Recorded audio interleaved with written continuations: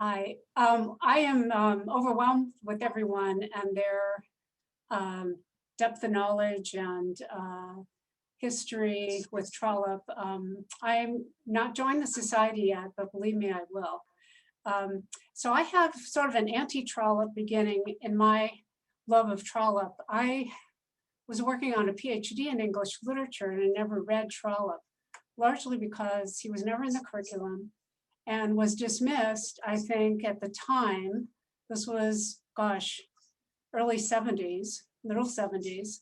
The new critics would have found him appalling because a book was to be untethered from an author, if I'm remembering my literary criticism correctly. And the author was never to come out of that back room, doors barred, and intrude on the story. It had to exist as an art form in and of itself.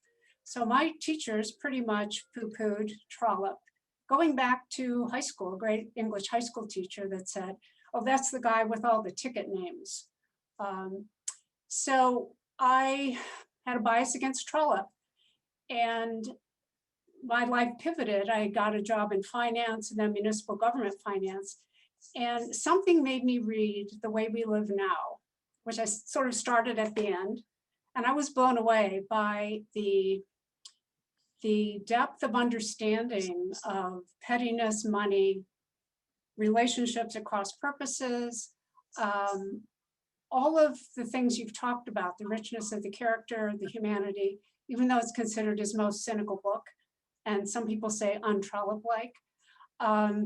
So I read that and then kind of dropped Trollope for a while and read, it was an article in the New Yorker about the Trollope revival. And I thought, hey, I'm really missing out because I love this writer. So I was working in government finance, okay, in political environment. I started listening to Trollope on my long commute. So my daily life seemed to have been picked up by Trollope and put into the Palliser novels. And I was dealing with my own Quintus slide and the People's Banner, named differently, and I'm calling from San Diego. So I had these people in my life every day, and the political meat grinder, the low stakes didn't matter. Everybody was cutthroat, not everybody, but it was my life fictionalized. I'm not in the books, but it really drew me in. So I read the Pallisers, Barchester, the wonderful books. I have more to read. But it's interesting, this bias kept me away for years. And so decades later, kind of getting re-engaged with Trollope and loving it tremendously.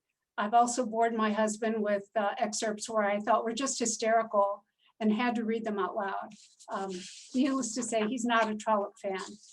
But I wanted to say, I think Jocko mentioned it, that breaking of the fourth wall was what you never did in a book that was considered a serious work of art, right? When I was learning my academic trade that I abandoned in English literature. And now I find that the most delightful part of the books.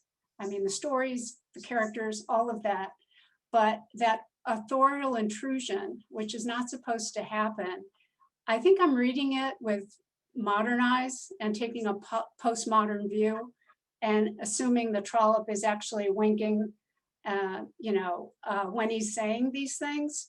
But I don't really care anymore because don't to please any graduate committee, I can take it as I find it and find the book so delightful, especially audiobooks. I've really enjoyed. I think my favorite narrator, somebody said, someone else, but Simon Vance. To me, he's the voice of the Palliser novels. So let's see, I think I've covered everything. I am reading Trollope really for the fun of it and loving every minute of it. And this group is fantastic, and thank you all for your insights.